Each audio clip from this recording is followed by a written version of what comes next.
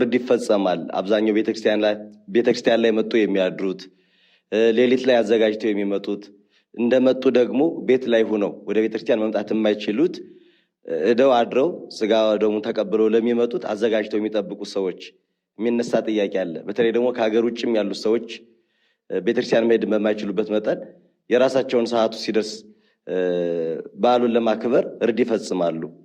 ለመሆኑ እርድ የሚፈጽምበት ሰዓት ስንት ነው? በተለይ የትንሣኤ የሌሊት ቅዳሴ ያለበት የገና የጥምቀት እርድ የሚፈጸምባቸው ሰዓት ስንት ሰዓት ነው? እኔ እንደው ግራ ከሚጋቡም በሚል ነው። ከዛ ውጭ ግን እኛም ደግሞ ምላሽ ስንሰጥ ራራይ የጎደለው ነው ያንዳንዱ አሰጣጥ። ምናልባትም እንደኔ ሚስት ልጅ የሌለው ሊሆን ይችላል ብዬ ገምታለሁ። ምክንያቱም ቤት ሄዶ እንትን አይልም። ሆቴል ነው ገዝቶ የሚበላው። ጠዋት ቤት ሄዶ አርዶም ታርዶለትም አይቆየውም። ሆቴል ነው የሚበላው። የሚገርም እኮ ሆቴል ሲበላ አስቀርቦ ሲበላ መቼ የታረደ ብሎ አጠይቅም። እንደዚህ አይነት ልምድ የለም። መቼ የታረደም ሊሆን ይችላል። ይመጣላል፣ ትበላለህ፣ በቃ አለቀ። እንደዚያ ነው። ቤት ግን ምዕመናን መከራቸውን ነው እያዩ ያሉት። ምክንያቱም ቤተክርስቲያን ማደር ይፈልጋሉ፣ መቀበል ይፈልጋሉ ቅዱስ ቁርባንን። እንደዛ ሁሉ ከመሆን ይከለክላቸዋል። እኔ አንድ ሰው ቅዱስ ቁርባን ከመቀበል የሚከለክለው ከሆነ ለምን እኩለ ጾም ላይ አርዶት አይመጣም? ምክንያቱም እኔ የምፈልገው ይቺ ነፍስ የጌታን ስጋና ደም ተቀብላ የጌታ ስጋና ደም ዕዳ ሳይኖርባት ወደ ገነት ወደ መንግሥተ እንድትገባ ነው የምፈልገው። እኔ ያንን ዶሮ ሳትበላ ውስጥ ሞት እንደሆነ ምን አውቃለሁ? እኔ የምፈልገው እኔ የታዘዝኩትም ሰዎችን ወደ ቁርባን እንድጠራ ነው እንጂ እኔ ስለ ዶሮ አስተራረድ እንዳስተምርም አይደለም የታዘዝኩት። የዶሮ አስተራረድ ጉዳይ የወንጌል ጉዳይም አይደለም ሲጀመር። በዚህ ሰዓት ረዱ፣ በዚህ ሰዓት እንዲበሉ ምናምን የሚባል ነገር የለም።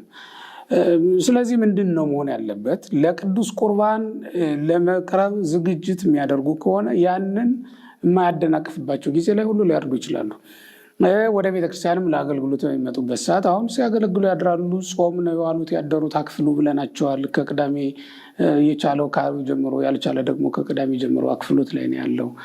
እንደዚህ ባለበት ሁኔታ አሁን ተመልሰው ሄደውም ዶሮ አርደው ያንን አጥበው ከዚያ እንትን ብለው ብሉ ማለትም ጭካኔ ነው በራሱ፣ አግባብነት የሌለው ነው። እና እኔ አሁን በዚህ ሰዓት ረዱ በዚህ ሰዓት ረዱ ማለት ነው። ግን ለመንፈሳዊ አገልግሎታቸው ሁከት በማይፈጥርበት ሁኔታ አመቻችተው ነው ማረድ ያለባቸው ነው አጽንኦት ሰጥቼ የምናገረው።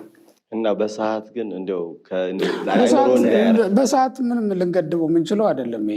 ወደ ቤተ እግዚአብሔር ከመሄዳቸው አስቀድሞ ግን ያደርጉት። ከዛ በኋላ ወደ ቤተ እግዚአብሔር ሄደው በተረጋጋ ሕሊና ሆይ በዝንቱ ሕሊና ሀሉ በዝንቱ እንዘተ ሊያጣዊ ነው ወንድሜ ሆይ በዚህ ቦታ ኃጢአትህን እያሰብክ ቁም ነው የሚለው ካህኑ። ሌላ ምንም ሊያስቡ አይገባም። አሁን ሂጄ ዳቦውን እንትን ብዬ፣ አሁን ሂጄ ዶሮይቱን አርጄ፣ አሁን ሂጄ ቶሎ ብዬ ለልጆቼ ለባሌ የምትል ሴት እዛ ውስጥ እንድትኖር አይፈለግም።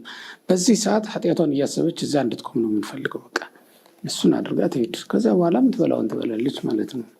ይሄ የሚያገለግል ለትንሣኤና ለገና ነው ወይስ በሌላዎች ላሉት ጊዜያት? ወደ መንፈሳዊ አገልግሎት መሄድ ማንኛውም ሰው ስራውን ጨርሶ ቢሄድ መልካም ነው። አንድ ልቦ ነው ይሄዳል። አየህ፣ አንድ ልቦ ነው ይሄዳል። ከዛ በኋላ እኮ ቢያስፈልግ እውነት ለመናገር ብዙ ጽድቅ ያመልጣቸዋል ምዕመናን። እዛ ቤተ እግዚአብሔር ደጅ ላይ እንግዳ ሊያገኙ ይችላሉ። ወደ ቤት ይዘውት እንዳይሄዱ አልሰሩም፣ ያፍራሉ፣ ይሸማቀቃሉ፣ ጥለውት ይሄዳሉ። የገሌ ሚስት በዚህ ቀን ሽሮ አበላችኝ ይባላለሁ ብለው ትተውት የሚሄዱ በጣም ያንንም ይዘክሩ አሉ እንጂ ከቅዳሴ እንደወጡ እንደዛ አይነት ነገሮች ሁሉ አሉ። እኛ ራሱ እኮ አሁን በጣም ችግራችን እንደሆነ ታውቃለህ። እኛ ራሱ ስናገለግል ቆይተን ቅዳሴ ልክ እንዳለቀ ወጥተን እኮ ወደ መብል ነው የምንሰማራው። እዚህ እናቶች እየሰሩ ነው የሚጠብቁን። መቼ ነው ያረዱት? ስንት ሰዓት እንዲያርዱ ነው የተፈለገው? ከሆነም እኮ ከከለከል መቼ እንደሆነ የሚሆነ ታውቃለህ? ሲነጋ ቅዳሴው አልቆ ምናምን ከዛ በኋላ ነው የምናሳርድ። ከከለከልን እንደዛ ነው የሚሆነው። ከፈቀድን ግን የሚሆነው ምንድን ነው? ከመጀመሪያው ከቅዳሴው ቤት አሰናድተው ምን ብለው ሊሄዱ